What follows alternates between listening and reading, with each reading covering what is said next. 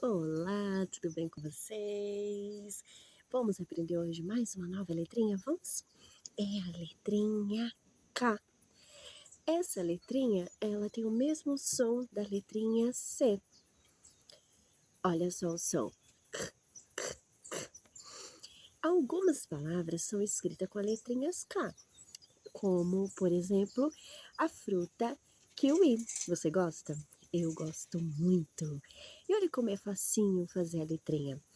Vamos começar aqui, ó. Subiu, parou. Aí você pega daqui do meio, você vai pra cima. Aí você pega aqui do meio de onde você subiu, você vai descer. Viu que facinho?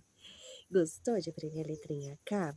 E também existem alguns nomes escritos com a letrinha K, por exemplo, Kaique, né? E outras palavras são escritas com a letrinha K.